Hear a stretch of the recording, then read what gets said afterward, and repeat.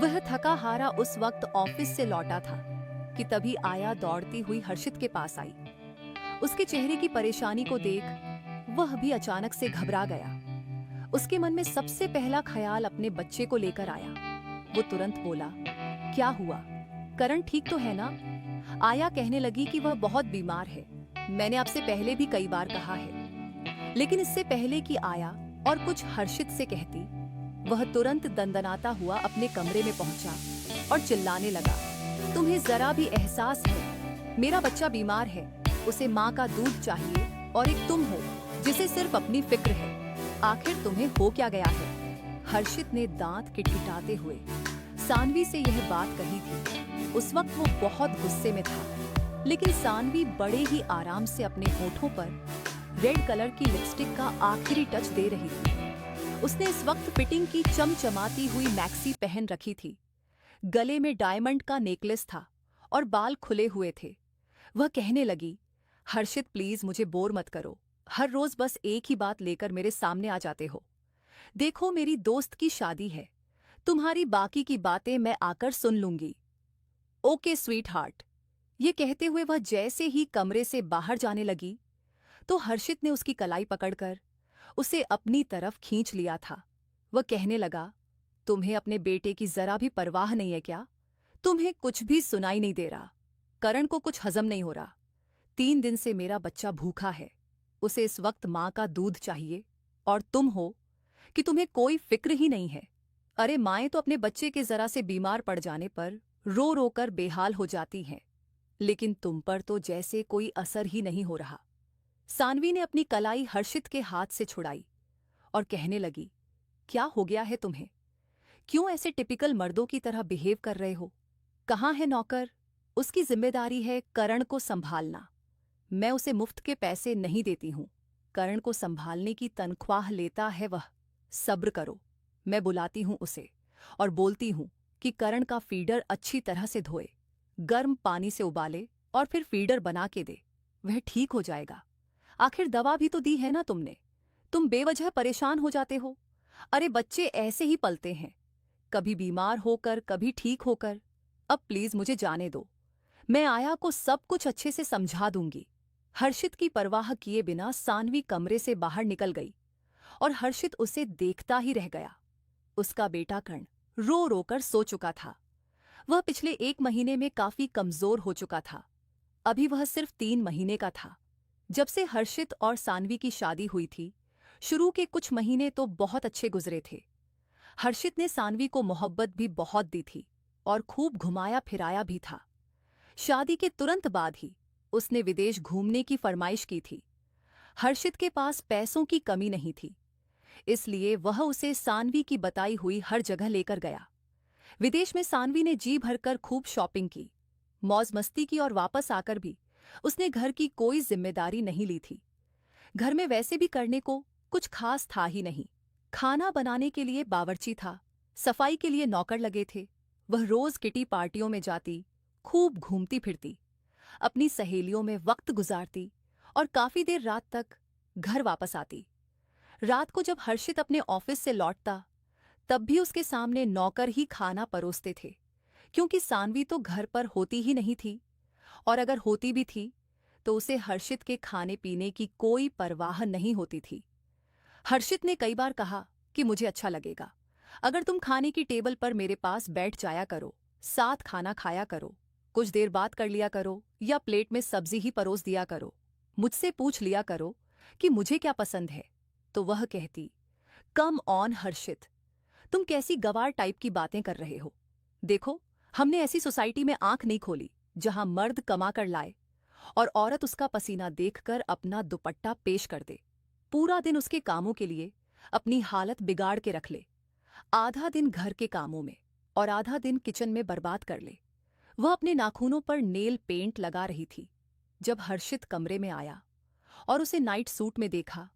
खुले हुए बालों में वह बेहद खूबसूरत लग रही थी, लेकिन यह चीजें बस कुछ दिन ही मर्द को सुकून देती हैं। उसके बाद अगर औरत मर्द के दिल पर राज करना चाहती है तो उसे मर्द के पेट से गुजरना पड़ता है। सिर्फ उसका हुस्न ही काफी नहीं होता। यही हर्षित के साथ हुआ था। लेकिन सानवी को इस सब की परवाह ही नहीं थी। कई बार हर्षित उससे कहता कि प्लीज यार, मुझे ऑफिस जाने के लिए तैयारी में मदद कर दिया करो, कभी टाई बांध दिया करो। तो वह कहती, फिर वही बातें, हर्षित प्लीज सोने दो मुझे, पहले ही रात को तुमने मुझे ठीक से सोने नहीं दिया। हर्षित ने कहा, तुम्हें अपनी नींद बहुत प्यारी है, तुम तो अपनी नींद दोपहर तक सोकर भी पूरी कर लेती हो। रात को सिर्फ तुम्हारी नींद ही खराब नहीं होती, मेरी भी होती है, लेकिन फिर भी मुझे सुबह ऑफिस जाना होता है। खैर, शादी के 3 महीने बाद ही दोनों की हल्की फुल्की लड़ाई शुरू हो गई थी, लेकिन हर्षित फिर भी अपने आप को कंट्रोल कर लेता था। असली झटका सानवी को तब लगा जब डॉक्टर ने कहा कि वह प्रेग्नेंट है। सानवी ने खुश होने की बजाय रोना धोना शुरू कर दिया। वह कहने लगी, हर्षित, मुझे अभी बच्चा पैदा नहीं करना, मेरा पूरा फिगर खराब हो जाएगा, मैं बच्चा पैदा नहीं करूंगी, प्लीज इसे गिरवा दो। अभी तो हमने अपनी लाइफ को ठीक से एंजॉय भी नहीं किया, एक दूसरे को ठीक से समझे भी नहीं है, इसीलिए मैं बच्चा पैदा नहीं करूंगी। ये सुनकर हर्षित को गुस्सा आया। उसने कहा, तुम्हारा दिमाग तो खराब नहीं हो गया, मैं तो बहुत खुश हूं। भगवान ने हमें इतनी जल्दी यह नेमत दी, वरना लोग तो तरसते रहते हैं। वह कहने लगी, बेवकूफ होते हैं वह लोग जो तरसते रहते हैं, बल्कि उन्हें तो एक दूसरे के साथ अच्छा वक्त बिताने का मौका मिल जाता है। बच्चों के झंझट में पड़कर पति पत्नी की अपनी जिंदगी खत्म हो जाती है, बस बच्चे और उनकी झंझटें ही रह जाती हैं। मैं साफ बोल रही हूं, मुझे बच्चा पैदा नहीं करना, देखो मेरी फिगर खराब हो जाएगी।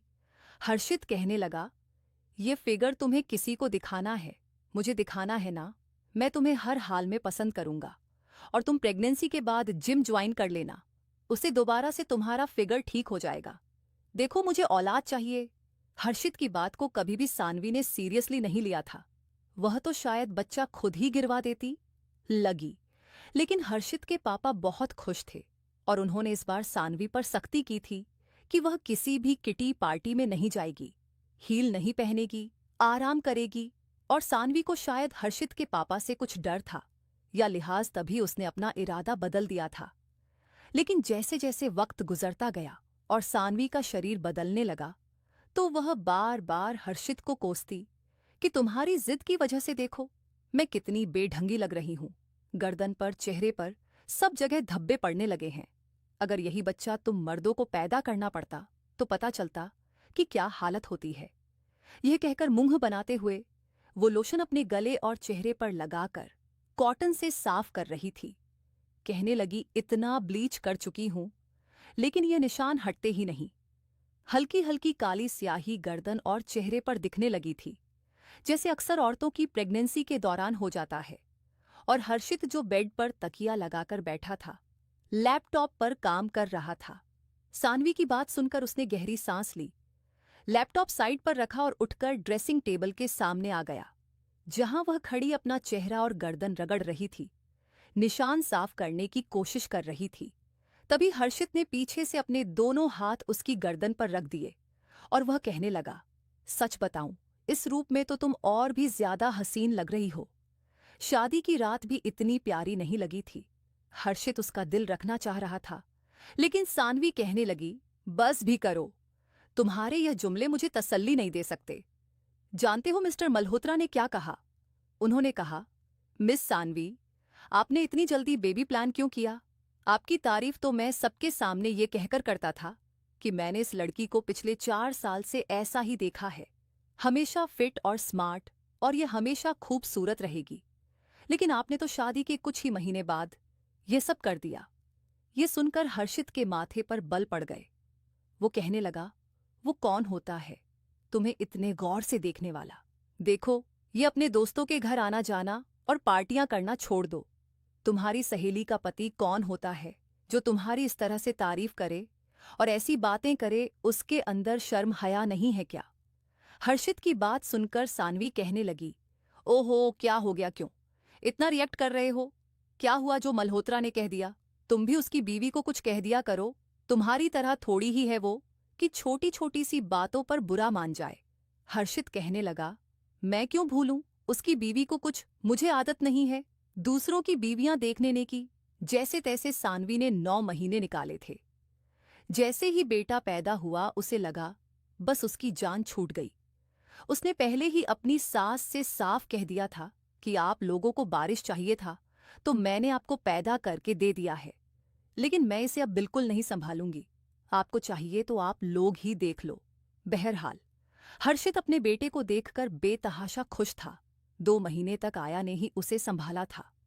रात को हर्षित का दिल चाहता कि कम से कम सोने से पहले ही सही सानवी करण को अपने साथ सुला ले, थोड़ा मां का लाड प्यार दे। लेकिन वह तो करण को देखकर ही नाक मुंह चढ़ाने लगती थी। वह कहती थी, मैं इसे नहीं उठाऊंगी, ये मेरे हाथ से गिर जाएगा और मैं अपनी नींद खराब नहीं कर सकती। पहले ही डिलीवरी की वजह से मेरी आंखों के नीचे काले घेरे पड़ चुके हैं। कभी वह अपनी आंखों पर आलू रखती, कभी खीरे के टुकड़े रख लेती। वह बस अपनी देखभाल करती रहती थी। 1 से 1.5 महीने में उसने खुद को फिर से फिट कर लिया था और फिर से उसके वही शौक शुरू हो गए थे। दोस्तों के घर पार्टियों में जाना, उन्हें घर बुलाना, उसे करण की जरा भी परवाह नहीं थी। पिछले 1 महीने से वह बीमार था। आया ने कई बार सानवी से कहा कि करण की तबीयत ठीक नहीं रहती है, लेकिन वो ध्यान ही नहीं देती थी। वह कहती थी, मुझे क्या पता, खुद ही ठीक हो जाएगा, बच्चे ऐसे ही होते हैं। लेकिन जब यह बात हर्षित को पता चली तो उसे बहुत गुस्सा आया। वह खुद करण को डॉक्टर के पास लेकर गया। डॉक्टर ने कहा कि बच्चे का पेट बहुत कमजोर है, इसे बाहर का दूध सूट नहीं कर रहा। आप अपनी बीवी से कहें कि यह बच्चे को मां का दूध पिलाएं। यही बात जब हर्षित ने सानवी से कही तो वह तो भड़क गई। वह कहने लगी, डॉक्टर का तो दिमाग खराब हो गया है। क्या मैं ऐसा बिल्कुल नहीं करूंगी? मेरा फिगर खराब हो जाएगा। जो औरतें बच्चे को दूध पिलाती हैं उनका हाल देख लो, कैसी हो जाती हैं। मैं यह सब नहीं कर सकती। ऐसे करो, आया से कहो। और वह वहीं चुप हो गई, क्योंकि आया एक उम्रदराज औरत थी। हर्षित कहने लगा, तुम कैसी माँ हो, ना अपने बच्चे से प्यार करती हो, ना उसे सीने से लगाती हो, और उसके इतने बड़े अधिकार को उससे छीन रही हो। बेहतर था कि इससे तो अच्छा यह होता कि भगवान तुम्हें बच्चा ही ना देता। वो कहने लगी, हाँ तो ना देता तो मैं तो शुक्र अदा करती। पता नहीं क्या है तुम्हें, तुम किसी भी हाल में खुश नहीं होते। एक तो इतनी बड़ी मुसीबत में तुमने मुझे डाल दिया है, जबरदस्ती ये बच्चा पैदा करवा के। अब खुद ही देख लो जो कुछ भी है, मैं ये सब नहीं कर सकती। कोई ढूंढ लो ऐसी औरत जो पैसे लेकर बच्चे को दूध पिला दे। बहुत सारी औरतें मिल जाती हैं जो मजबूर होती हैं, जिन्हें पैसे की जरूरत होती है। हर्षित ने लंबी सांस ली, फिर कर्ण की आया से बात की कि अगर वह किसी ऐसी औरत को जानती हो जिसका अपना बच्चा छोटा हो और जो पैसों की जरूरतमंद भी हो तो उससे पूछ ले। अगर वह कर्ण को दूध पिला दे तो मैं अच्छी खासी रकम दूंगा। वो बोली, जी साहब, मैं अपने मोहल्ले में पता करूंगी, अगर कोई जरूरतमंद हुई तो मैं ले आऊंगी। हर्षित कहने लगा, जल्दी ले आना, मेरा बेटा बहुत बीमार है, उसकी सेहत के लिए मैं कुछ भी कर सकता हूं, आप पैसों की परवाह मत करना। बड़ी बेबसी से उसने आया से कहा था। वह बोली, ठीक है। उसके बाद हर्षित ऑफिस जाने के लिए तैयार हो रहा था, तभी आया घर में दाखिल हुई।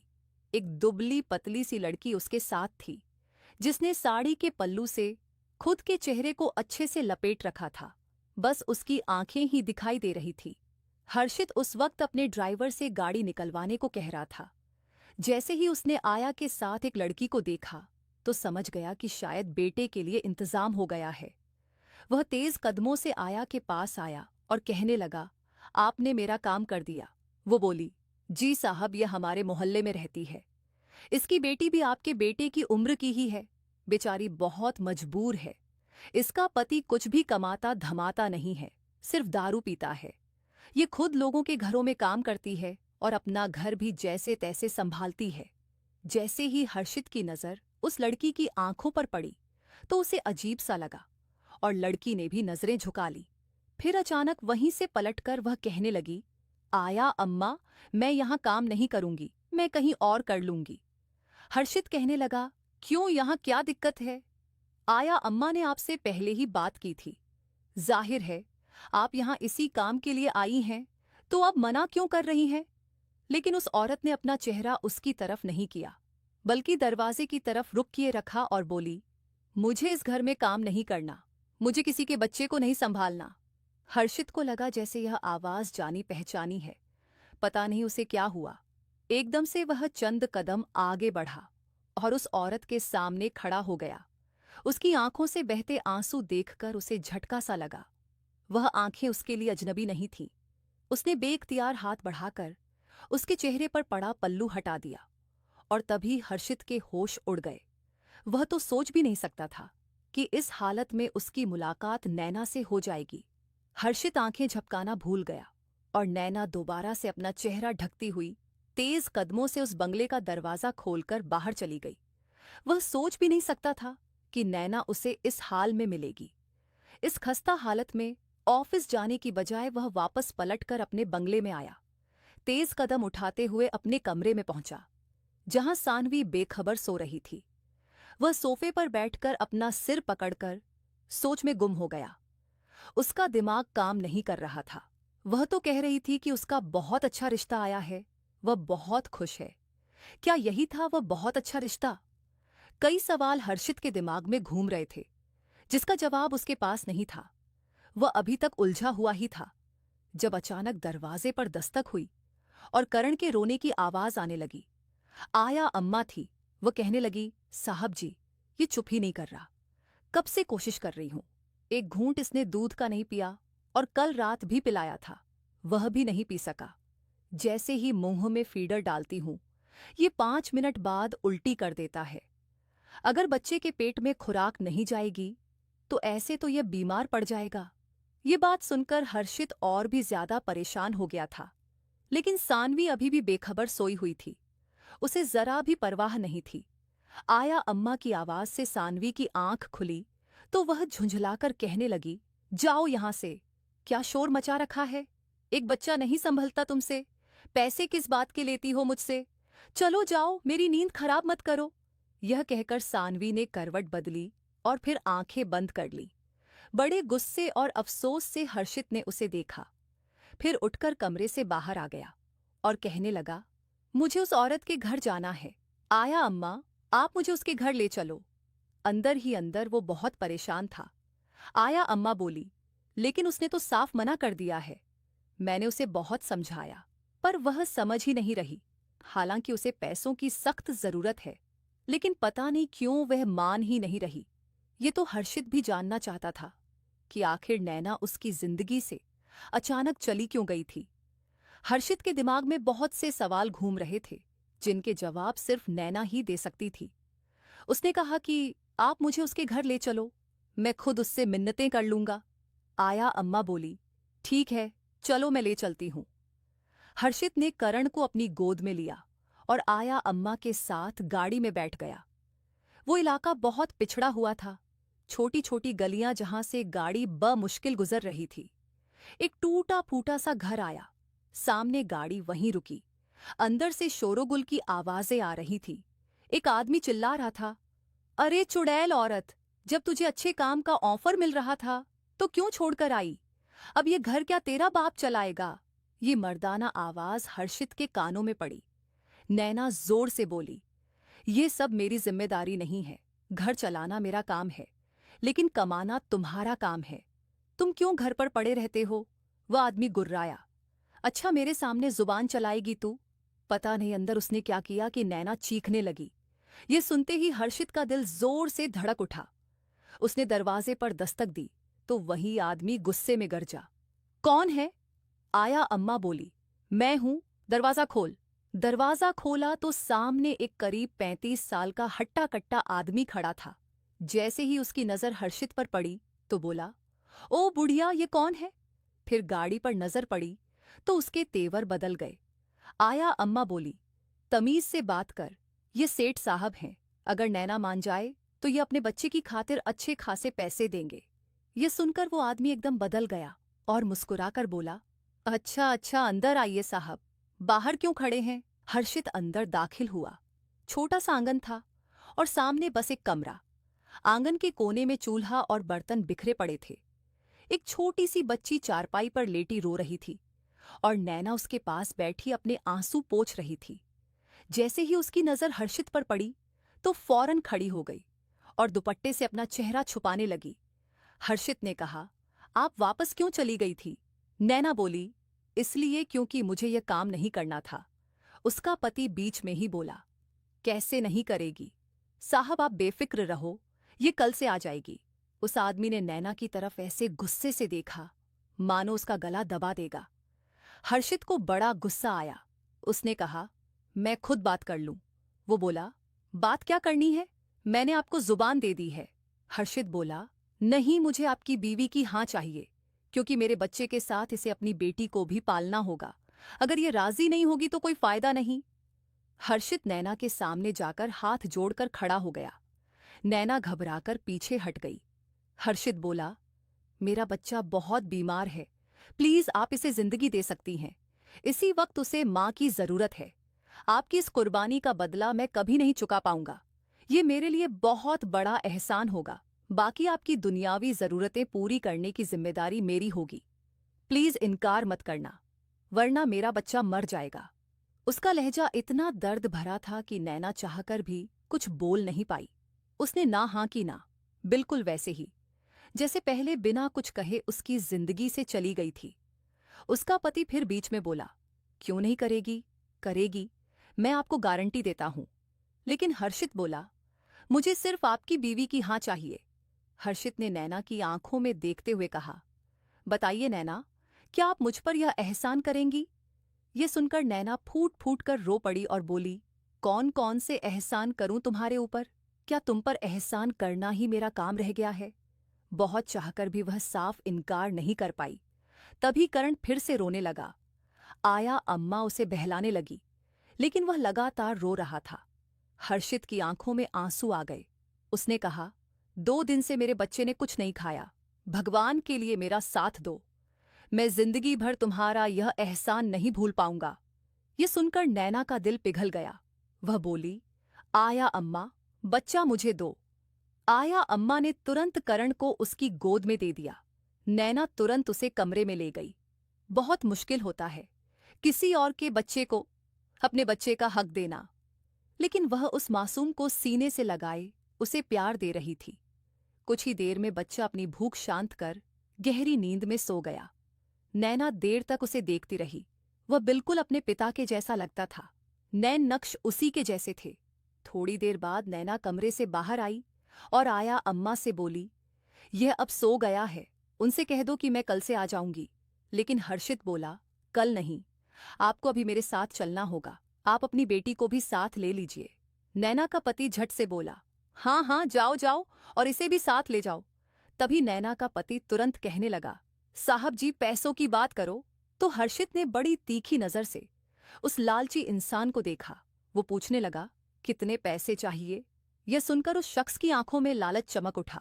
वो कहने लगा, 40,000, 50,000 या फिर 60,000 दे दें। वह शायद समझ ही नहीं पा रहा था कि उसे कितने पैसे मांगने चाहिए। हर्षित ने जेब से चेकबुक निकाली और उस पर 2 लाख की रकम लिखकर चेक उस शख्स को पकड़ा दिया। 2 लाख देखकर उसकी आंखें फटी की फटी रह गई। वो कहने लगा, इतनी बड़ी रकम? नैना ने अपने पति के हाथ से चेक पकड़ लिया और कहने लगी, साहब जी, ये आप अभी रखें, मैं आपसे कैश में पैसे ले लिया करूंगी। ये सुनकर उसका पति उसे खतरनाक नफरत भरी नजरों से देख रहा था। हर्षित कहने लगा, ये आप अपने पति को दे दें, आपको मैं इसके अलावा भी पैसे दे दूंगा। ये सुनकर उसके पति ने चेक छीना और कहने लगा, जाओ अपना काम करो। फिर चेक को चूमकर खुशी से उछलता हुआ अपनी जेब में रख लिया।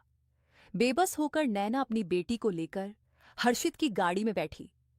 जैसे ही गाड़ी बड़े बंगले में दाखिल हुई, हर्षित ने उसे क्वार्टर की बजाय बंगले के अंदर एक कमरा दे दिया। जब हर्षित की मां की नजर नैना पर पड़ी तो उनके माथे पर बल पड़ गए। वह कहने लगी, हर्षित, ये तुम किसे घर पर ले आए?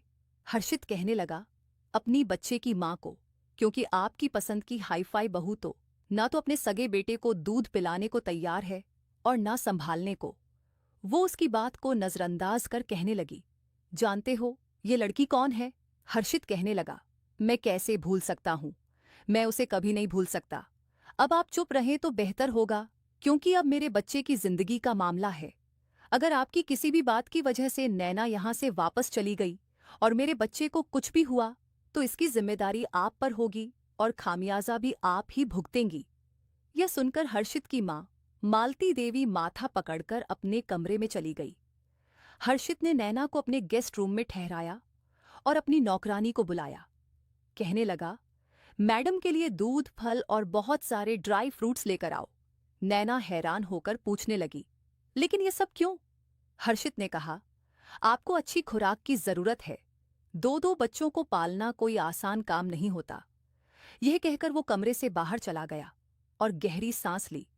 अमीरी और गरीबी का फर्क शायद कभी खत्म नहीं हो सकता। नैना का कसूर सिर्फ यह था कि वह गरीब थी, वरना उसमें कोई कमी नहीं थी। पहली मुलाकात हर्षित की नैना से मेले में हुई थी। पहली बार उसने उसे वहीं देखा। वह हाथों में कांच की चूड़ियां बड़े शौक से पहन रही थी। उसकी खिलखिलाती आवाज सुनकर वो अट्रैक्ट हुआ था।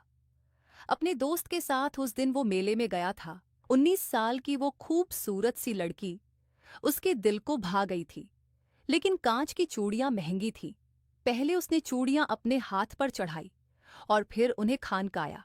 सुर्ख चूड़ियां उसकी गोरी कलाई पर बहुत प्यारी लग रही थी। वह कहने लगी, भाई यह कितने की है?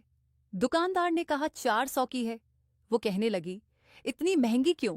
दुकानदार ने कहा, दीदी मेरा दिमाग मत चाटो, 400 है तो ले लो वरना उतार दो। नैना ने अपने हाथ से चूड़ियां उतारने की कोशिश की। नैना का दिल टूट गया। पैसे नहीं थे, इसलिए चुपचाप चूड़ियां उतार रही थी। बड़ी मुश्किल से अम्मा से छुपकर पैसे ले आई थी। लेकिन क्या पता था कि 200 रुपये की कोई औकात ही नहीं है। तभी हर्षित अपने दोस्त को छोड़कर उस चूड़ियों वाले के स्टॉल पर आया और 400 रुपये पकड़ा दिए। कहने लगा, ये चूड़ियां इस लड़की को दे दो। नैना हैरान होकर बोली, ए लड़के कौन हो तुम? हर्षित ने कहा, चूड़ियां लेनी है ना, तुम्हें तो पहन लो। नैना बोली, पहले ये बताओ तुम कौन हो पैसे देने वाले? हर्षित बोला, कुछ भी नहीं। नैना बोली, जब कुछ नहीं हो तो यह रखो अपने पैसे अपने पास। उसने 400 रुपये हर्षित के हाथ पर रखे। कहने लगी, नैना किसी का एहसान नहीं लेती। ये कहकर वह अपनी दोस्त का हाथ पकड़कर आगे बढ़ गई। जब तक वह मेले में रही हर्षित की नजरें उसी पर थी। हर्षित का दोस्त बार बार कह रहा था, यह तुम किसका पीछा कर रहे हो? हर्षित बोला, किसी का नहीं, बस चुपचाप रहो। नैना की सहेलियों ने झूले झूले खाया पिया, लेकिन वो बस चुपचाप उनकी शक्लें देखती रही, उन्हें खाता देखती रही। वो कह रही थी, आ जाओ नैना, तुम भी खा लो। नैना बोली, नहीं, अगली बार मेले में आऊंगी, तब अम्मा से पैसे लेकर आऊंगी, तब खाऊंगी। मेला कौन सा अभी खत्म हो जाएगा, 10 दिन तक लगा है। हर्षित समझ चुका था कि उस लड़की के पास पैसे नहीं है, लेकिन फिर भी वह आत्मसम्मान से भरी हुई लड़की है। वह उसका पीछा करके उसका घर देख चुका था। अगले रोज फिर उसकी मुलाकात मेले में हुई। पीछे एक अजनबी को आता देखकर कुछ दिन तो वह चुप रही, लेकिन फिर घबरा गई। पिछले 3 दिन से वह उसका पीछा कर रहा था। जहां वह जाती थी वह पीछे पीछे आता था। जहां बैठती थी फासले पर वह कहीं कुर्सी पर बैठ जाता था। जब वह देखती थी तो वह मुस्कुरा देता था। एक अच्छी शक्ल का नौजवान था वो और पहनावे से भी अमीर लगता था। फिर उसका पीछा क्यों कर रहा था? अगले दिन नैना को जब यह लगा कि आज भी वही लड़का उसका पीछा कर रहा है, तो उसके सामने खड़ी हो गई। चुटकी बजाकर कहने लगी, ए लड़के, ये तुम 3 दिन से मेरा पीछा क्यों कर रहे हो? हर्षित ने उसे सुर्ख रंग की चूड़ियां दिखाई और कहा, यह रख लो, तुम पहन लो तो मुझे अच्छा लगेगा। नैना बोली, तुम 3 दिन से बस ये चूड़ियां देने के लिए मेरा पीछा कर रहे थे। हर्षित बोला, हाँ, उस दिन वो अकेली आई थी, कोई सहेली नहीं थी। नैना बोली, अच्छा ठीक है, तुम इतना कह रहे हो तो मैं पहन लेती हूं। उसने चूड़ियां पकड़कर अपने हाथ में पहन ली। एक दिल फरेब सी मुस्कान उसके चेहरे पर थी, जिसे हर्षित बड़ी दिलचस्पी से देख रहा था। हर्षित बोला, लगता है ये रंग तुम्हारे लिए ही बना है, बहुत जच रहा है तुम्हारे हाथ पे। ये कहते हुए उसने नैना की कलाई पकड़ ली। तभी वह एकदम से उछल गई और तुरंत अपना हाथ छुड़ाया। कहने लगी, देख बाबू, नैना को हाथ लगाने की जरूरत नहीं है। मैं सब समझती हूं। तुम लड़कियों को 4 चीजें देते हो और फिर बदले में उनसे इतना कहकर वह चुप हुई। हर्षित बोला, मैं ऐसा नहीं हूं, पता नहीं क्यों तुम्हारा हाथ पकड़ लिया। I am sorry. बस तुम मुझे अच्छी लगी थी। उस दिन तुम्हारा चेहरा उदास देख मुझे रात भर नींद नहीं आई। नैना कहने लगी, देख बाबू, ऐसी बातें करके मुझे फंसाने की कोशिश मत कर। मैं सब समझती हूँ। तुम्हें देखकर लगता है कि तुम किसी अमीर घर से हो, और तुम्हारे जैसे अमीर लड़कों के यह शौक होते हैं कि गरीब लड़कियों से दिल बहलाओ। पता है कि हम कमजोर हैं, कुछ कर नहीं सकते, लेकिन मैं किसी के हाथ का खिलौना नहीं बनना चाहती। यह कहकर उसने अपनी सारी चूड़ियां उतारकर हर्षित को दे दी और बोली, रख लो अपनी चूड़ियां, मुझे नहीं चाहिए। यहीं से उनकी बातचीत शुरू हुई। हर्षित पीछे नहीं हटा, क्योंकि मामला उसके दिल का था।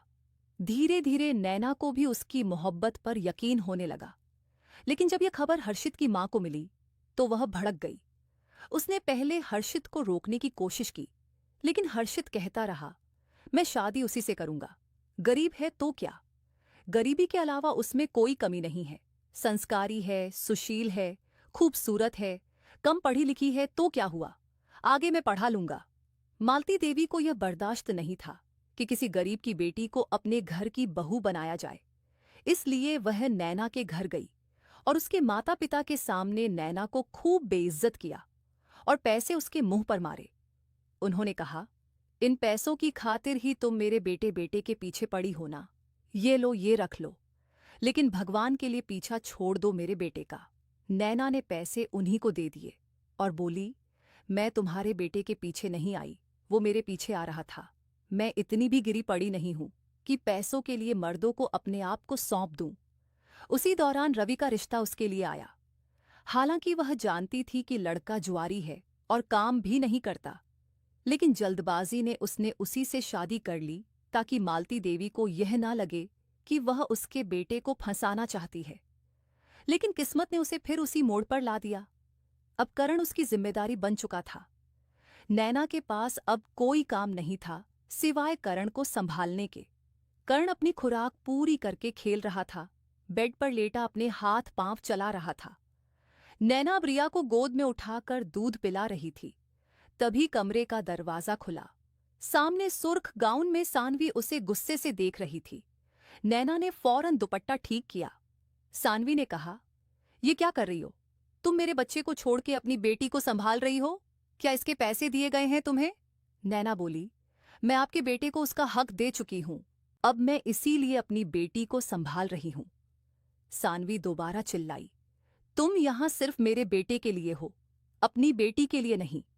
नैना बोली, मैंने तुम्हारे पति से पहले ही बात कर ली थी कि मैं तुम्हारे बेटे के साथ साथ अपनी बेटी को भी संभालूंगी।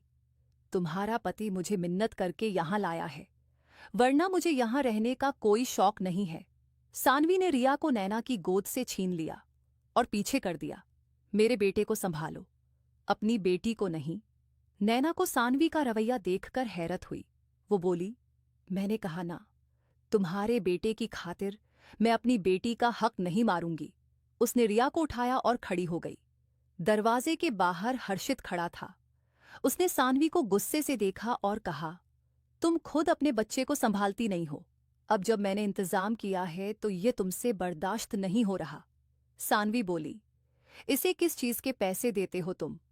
अच्छा खाती है, पीती है तो ताकत मेरे बेटे को मिलनी चाहिए, ना कि इसकी बेटी को। हर्षित ने कहा, कुर्बानी वह दे रही है जो तुम मर के भी नहीं दे सकती, और अगर यूं ही जुबान चलाई तो मैं तुम्हें तलाक दे दूंगा। चलो जाओ यहां से।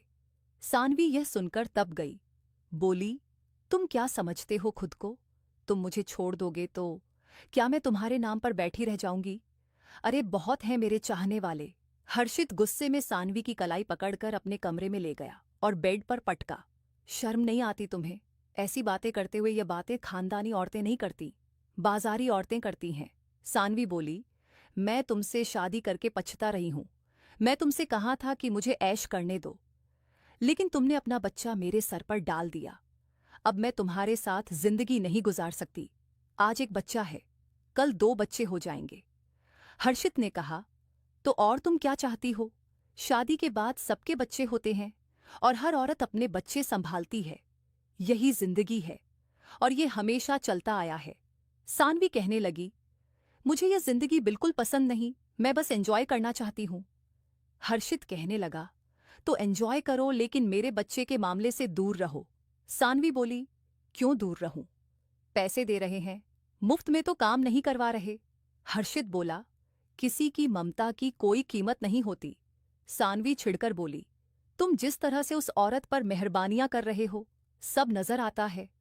कभी उसे ड्राई फ्रूट्स खिलाते हो, कभी नौकरानी को कहते हो कि रात को उसे दूध जरूर पिलाना।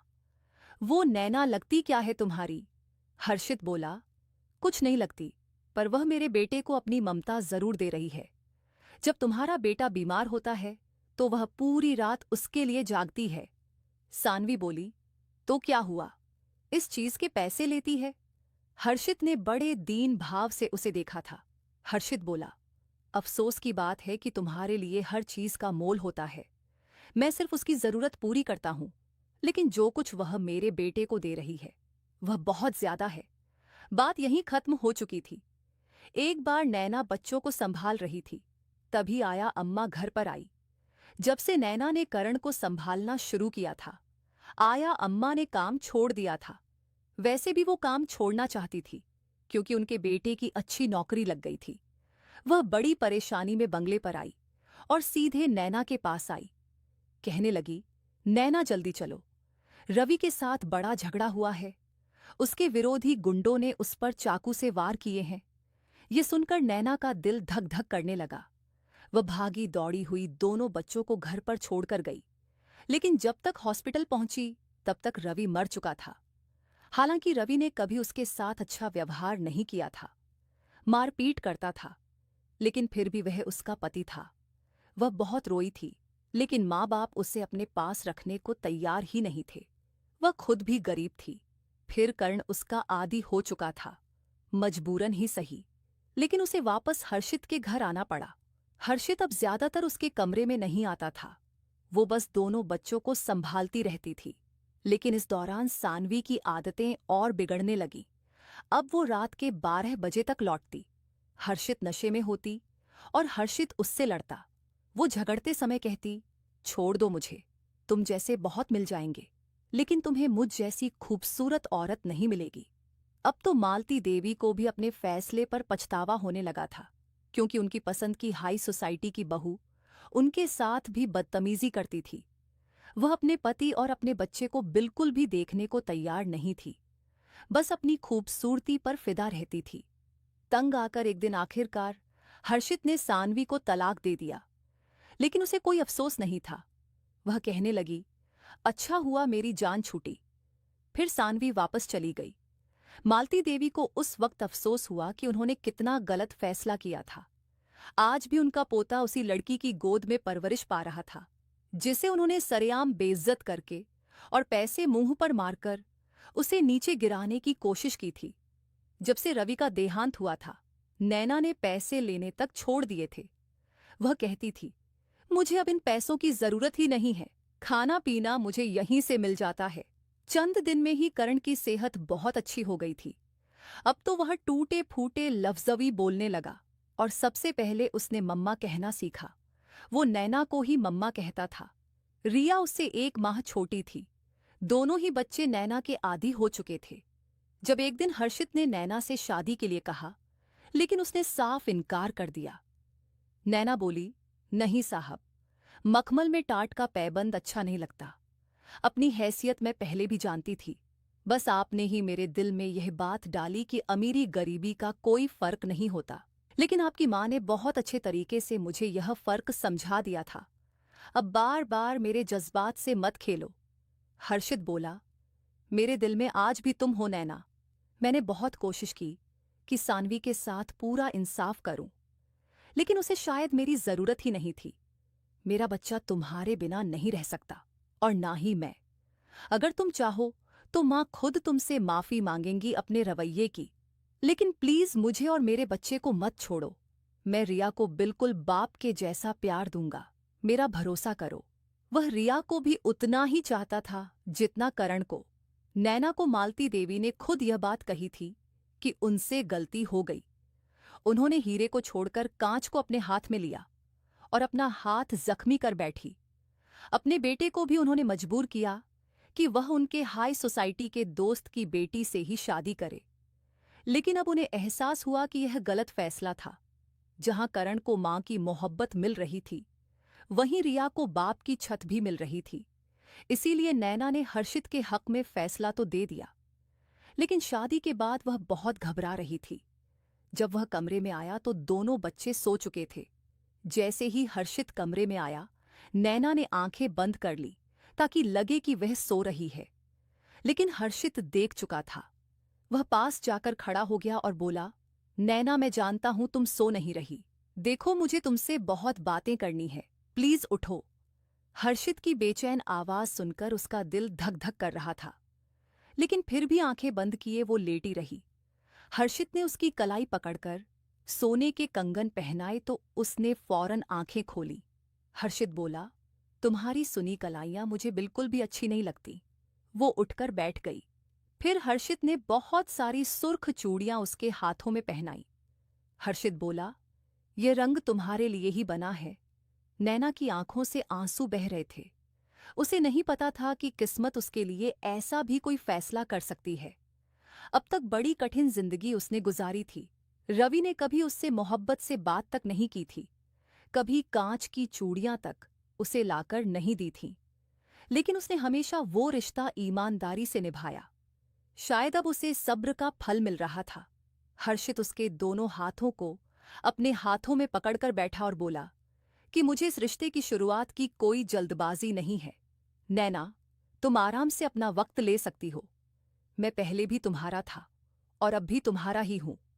यह कहकर हर्षित चुपचाप एक तरफ लेटकर सो गया और नैना को भी उसका ऐसा करना बहुत अच्छा लगा, क्योंकि वह भी इस रिश्ते के लिए थोड़ा सा वक्त चाहती थी। नैना और हर्षित की शादी को कब 7 साल बीत गए, कुछ पता ही नहीं चला। इस बीच हर्षित ने अपने बिजनेस को और नई ऊंचाइयों तक पहुंचाया। साथ ही नैना ने बच्चों की परवरिश बहुत अच्छे से की और हर्षित के कहने पर उसने अपनी आगे की पढ़ाई भी पूरी की। शहर के नए तौर तरीके भी नैना ने बखूबी और दिलचस्पी से सीखे। अब तो वह इंग्लिश भी बोलने लगी थी। ये सब सीखकर उसे खुद में खूब कॉन्फिडेंस महसूस होता था। नैना इस सबसे बहुत खुश थी। मालती देवी भी अपने बेटे और बहू की बलाएं लेने से नहीं थकती थी। कहाँ जो लड़की उन्हें फूटी आंख पसंद नहीं आती थी, वही लड़की अब मालती देवी की आंखों का तारा बन चुकी थी। मालती देवी घर का कोई भी फैसला बिना नैना से पूछे बिल्कुल नहीं करती थी। जिस दिन रिया का जन्मदिन था, उस दिन हर्षित ने एक बहुत बड़े 5 स्टार होटल में ग्रैंड पार्टी दी थी। मालती देवी दोनों बच्चों को अपने साथ लेकर होटल के लिए निकल चुकी थी। नैना को तैयार होने में थोड़ा सा वक्त लग रहा था, इसीलिए हर्षित उसके लिए रुका।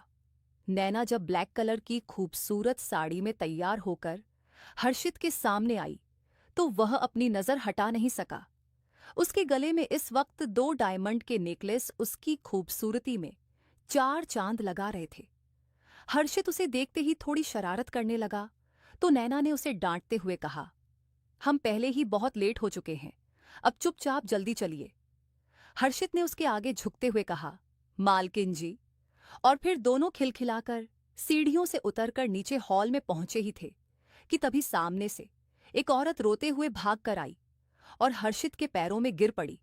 उसके कपड़े जगह जगह से फटे हुए थे, सर पर बाल भी बहुत कम बचे हुए थे। वो बहुत दुबबली पतली थी, बिल्कुल हड्डियों का ढांचा। ऐसा लग रहा था कि ना जाने कब से उसने खाना नहीं खाया है। हर्षित उसे उठाकर देखने लगा कि आखिर वह कौन है, लेकिन वह पहचान ही नहीं पा रहा था। तो उस औरत ने कहा, हर्षित, मैं हूं सानवी। ये सुनते ही उसके तो होश उड़ गए। नैना भी हैरान रह गई कि सानवी को क्या हुआ। सानवी ने एक सांस में अपनी आप बीती बता दी कि हर्षित से तलाक लेने के बाद उसने एक बहुत बड़े बिजनेसमैन से शादी की, लेकिन 3 साल तक उसने बच्चा पैदा नहीं किया, तो वह उसे धमकी देने लगा कि वह उसे तलाक दे देगा। सानवी बोली कि मैंने उससे भी यही कहा कि अगर तुम मुझे छोड़ दोगे तो मुझे तुम्हारे जैसे बहुत लोग मिल जाएंगे। इस बात पर मैंने अपने माँ बाप से भी बात की, तो वह मुझे समझाने लगे कि अब वह मेरा साथ बिल्कुल भी नहीं देंगे। अगर मैं ऐसा कोई भी फैसला लेती हूं तो वो मुझे घर में जगह भी नहीं देंगे। यह सुनकर मैं मजबूर हो गई, लेकिन फिर भी मैं और दूसरे अमीर आदमियों को फंसाने की कोशिश करने लगी। लेकिन उनकी तरफ से भी यही बात निकली कि वह मुझसे शादी तभी करेंगे जब मैं उन्हें बच्चों की खुशी दूंगी। कुछ वक्त के बाद मुझे भी ऐसा लगा कि शायद अब मुझे बच्चे पैदा करने चाहिए, लेकिन काफी कोशिशों के बाद मैं प्रेग्नेंट ही नहीं हो रही थी। जब मैं हॉस्पिटल गई तो डॉक्टर ने मुझे बताया कि मेरे शरीर में कोई ऐसी कमी हो गई है जिसकी वजह से अब मैं कभी भी मां नहीं बन सकती। ये सुनते ही मेरा तो दिमाग ही घूम गया और मेरा पति तो गुस्से से फट पड़ा। उसने तुरंत ही मुझे तलाक दे दिया। जब मैं वापस अपने माँ बाप के घर गई तो उन्होंने भी मुझे धक्के देकर घर से निकाल दिया, क्योंकि उनका कहना था कि वह मेरी करतूतों में और मेरा साथ नहीं दे सकते हैं। मुझे तब अपने किए पर बहुत पछतावा हुआ कि तुम्हें छोड़कर मैंने बहुत बड़ी गलती की थी। मेरी आदतें बहुत हाई क्लास थी, जिनके खर्चे भी बहुत ज्यादा थे, और इस वजह से मैं बहुत परेशान रहने लगी, क्योंकि मेरे सारे पैसे खत्म हो चुके थे। मजबूरन मैंने नौकरी करना शुरू किया, लेकिन मुझे काम करने की आदत ही नहीं थी। इसीलिए मेरे काम में बहुत कमियां निकली और लोग मुझे नौकरी से निकाल देते थे। धीरे धीरे मेरी हालत बदल गई और फिर कुछ दिनों बाद मेरी तबीयत खराब हुई। जब मैंने डॉक्टर को दिखाया तो पता चला कि मुझे कैंसर हो गया है। अब मेरी हालत इतनी ज्यादा बिगड़ चुकी है कि मैं जिस खूबसूरती पर कभी इतना घमंड करती थी, उसी ने आज मुझे ऐसे मुकाम पर लाकर खड़ा कर दिया है, और वो खूबसूरती भी मेरा साथ छोड़कर चली गई है। अब तो मेरे पास इतने पैसे भी नहीं हैं कि मैं अपना इलाज कर सकूं। हर्षित, प्लीज मेरी मदद करो, मैं तुम्हारे आगे हाथ जोड़ती हूं। ये कहकर सानवी फूट फूट कर रोने लगी। हर्षित को उसे देखकर पहले तो बहुत गुस्सा आया, लेकिन फिर तरस भी आने लगा। उसने कहा, तुमने जैसा किया है वैसा ही तुम भुगत रही हो, लेकिन फिर भी तुमने तो कभी अपने बच्चे तक से इंसानियत नहीं निभाई। पर मैं अपनी इंसानियत पूरी करूंगा। हर्षित ने अपनी ही एक पहचान के बहुत बड़े अस्पताल में सानवी को एडमिट कर दिया, और वहीं पर उसका बेहतरीन इलाज शुरू हो चुका था, जिसका सारा खर्च हर्षित उठा रहा था। तकरीबन कई महीनों के इलाज के बाद सानवी पूरी तरह से ठीक हो गई थी, लेकिन अब वह पहले जैसी खूबसूरत नहीं रही थी। सानवी ने जब नैना और हर्षित को एक साथ इतना खुश देखा तो उसे अब नैना से जलन होने लगी, क्योंकि जिस जगह पर आज नैना है उसी जगह पर कभी वह थी और एक ऐश भरी जिंदगी गुजार रही थी। सानवी ने पहले तो हर्षित से माफी मांगते हुए उससे भीख मांगी कि वह उसे दोबारा अपना ले, लेकिन हर्षित ने साफ मना कर दिया। वह कहने लगी, मैं पहले जैसी नहीं रहूंगी, अब मैं बिल्कुल वैसी ही रहूंगी जैसा तुम चाहोगे। अपने बेटे को भी खूब मैं मां का प्यार दूंगी। लेकिन हर्षित ने साफ मना कर दिया। जब सानवी ने देखा कि उसकी दाल नहीं गल रही है तो उसने हर्षित को धमकी दी कि तुम एक मां को उसके बेटे से दूर नहीं कर सकते हो। अगर तुमने मुझे दोबारा शादी नहीं की तो मैं तुम पर केस कर दूंगी और फिर अपने बेटे को तुमसे छीन कर ले जाऊंगी। यह सुनते ही हर्षित ने एक थप्पड़ खींचकर सानवी के गाल पर मारा और कहा कि तुम्हारे जैसी जहरीली औरत कभी भी नहीं बदल सकती। मैं तुम्हारे जीवन के सबसे बुरे वक्त में तुम्हारा साथ दिया, लेकिन आखिरकार तुम नागिन ही निकली। जैसे ही तुम्हारी थोड़ी सी हालत ठीक हुई, तुमने फिर से अपना रंग दिखाना शुरू कर दिया। सानवी कहने लगी, तो मजबूर तो तुम ही कर रहे हो ना? हर्षित ने कहा, क्यों? तुम ही तो कहती थी कि तुम्हारे बहुत चाहने वाले हैं, तो जाओ अब उन चाहने वालों के पास। ये कहकर हर्षित वहां से निकल आया। सानवी को बहुत अफसोस हो रहा था कि वह इतनी बड़ी गलती कैसे कर सकती है, लेकिन अब उसके सर पर जुनून सवार था, क्योंकि वह नैना को अब अपनी जगह पर हरगिज नहीं देख सकती थी। इसीलिए सानवी ने जैसे तैसे एक छोटी सी नौकरी पकड़ी और फिर हर्षित पर केस कर दिया। वह जानती थी कि उसके पास कोई महंगा वकील करने के पैसे नहीं है, और हर्षित चाहे तो उसके वकील को आसानी से पैसों से खरीद सकता है। लेकिन उसे यह भी बहुत अच्छे से पता था कि कानून एक मां को उसके बेटे से बिल्कुल भी अलग नहीं करेगा, और ठीक यही हुआ। जब कोर्ट में पेशी हुई तो सानवी ने रो रो कर खूब नाटक करके दिखाया कि हर्षित ने किस तरह से उस पर जुल्म किया है और उसे उसके छोटे से बच्चे से अलग कर दिया। कोर्ट की पहली सुनवाई सानवी के हक में ही हुई, जिससे वह बहुत खुश थी और उसे पूरा भरोसा हो गया कि अब वही जीतेगी। अब या तो हर्षित को उससे दोबारा शादी करनी पड़ेगी या फिर हर्षित को उसका बेटा भी देना होगा और साथ ही हर महीने का खर्चा भी। उसने सोच लिया था कि अगर सिर्फ खर्चा देने की बात आई तो वह हर्षित से लाखों में रुपए लेगी और एक बार फिर से ऐश की जिंदगी गुजारेगी। 2 हफ्ते के बाद जब दोबारा सुनवाई हुई तो सानवी घमंड में चूर अदालत पहुंची। बेचारा हर्षित बहुत परेशान था कि वह कैसे अपने बेटे को इस जहरीली औरत से बचाए। उसे कुछ समझ नहीं आ रहा था। जज साहब भी सानवी के हक में ही फैसला सुनाने वाले थे कि तभी एक आवाज गूंजी। सबने पलटकर देखा तो पीछे नैना के साथ आया अम्मा खड़ी थी, जिन्होंने छोटे से कर्ण को संभाला था। आया अम्मा ने तुरंत आकर जज साहब के सामने गवाही दी कि किस तरह से सानवी ने कभी भी उस दूध मूंहे बच्चे को दूध तक नहीं पिलाया था, जिसकी वजह से वह बीमार भी पड़ गया और उसकी हालत बहुत खराब हुई। लेकिन फिर भी सानवी को अपने मासूम बच्चे पर कभी तरस नहीं आया। वो सिर्फ अपनी महंगी पार्टियों, अपनी खूबसूरती, शॉपिंग में ही डूबी रहती थी। इसी खूबसूरती और घमंड में आकर उसने खुद अपने पहले पति को तलाक दिया था। आया अम्मा की गवाही के बाद सब कुछ साफ हो गया। आया अम्मा ने बताया कि जब सानवी ने अपने बच्चे को नहीं संभाला तो नैना ने ही उनकी देखभाल की और उन्हें एक नई जिंदगी दी।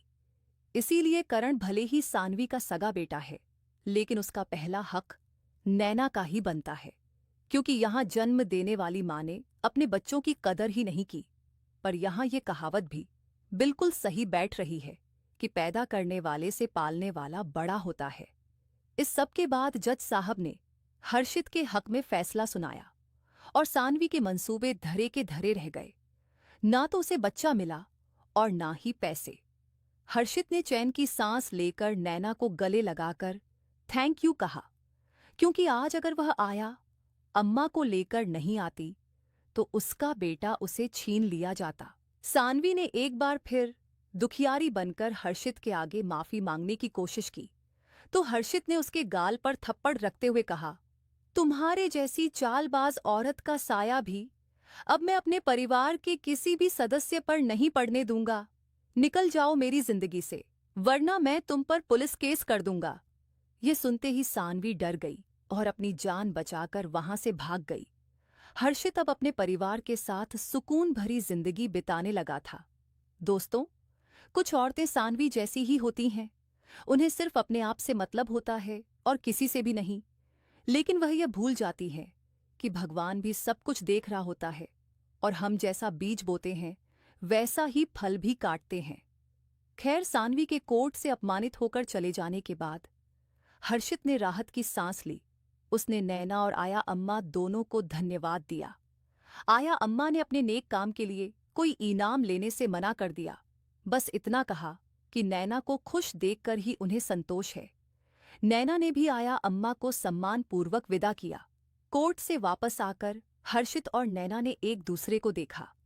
नैना की आंखों में अब कोई डर या झिझक नहीं थी, बल्कि एक अटूट विश्वास और प्रेम था। उसने जान लिया था कि अब उसका स्थान, उसका परिवार और उसका बेटा करण और बेटी रिया सब सुरक्षित हैं। अगले कुछ साल बहुत ही सुखद और शांत रहे। हर्षित ने नैना की शिक्षा पूरी होने के बाद उसे अपने बिजनेस में शामिल होने के लिए प्रेरित किया। नैना सिर्फ घर संभालने वाली पत्नी नहीं बनी, बल्कि उसने हर्षित के चैरिटेबल फाउंडेशन, धर्मार्थ संस्था की जिम्मेदारी संभाली। इस फाउंडेशन का उद्देश्य था उन जरूरतमंद बच्चों की मदद करना जिन्हें उचित परवरिश और शिक्षा नहीं मिल पाती थी। नैना का काम बहुत तेजी से बढ़ा। उसकी सादगी, ईमानदारी और लोगों के प्रति उसकी सच्ची ममता ने उसे समाज में बहुत सम्मान दिलाया। मालती देवी, जो अब नैना की सबसे बड़ी समर्थक थीं, हमेशा कहती थीं, हमारी बहू हीरे जैसी है। मैंने अपनी नादानी में देर से पहचाना। करण और रिया दोनों ही बहुत समझदार और हंसमुख बच्चे बने। करण नैना को ही अपनी असली मम्मा मानता था और रिया को अपने भाई पर बहुत गर्व था। दोनों ने कभी भी अपनी परवरिश में कोई कमी महसूस नहीं की। लगभग 1 साल बाद एक शाम नैना फाउंडेशन के काम से वापस लौट रही थी। उसने फुटपाथ पर ठंड से ठिठुरती, बेहद कमजोर और बीमार सी एक औरत को देखा। उसके कपड़ों और सूरत से लग रहा था कि वह बहुत बुरी हालत में है। दया से भरकर नैना ने अपनी कार रोकी और उसे कुछ खाने और पैसे देने की सोची।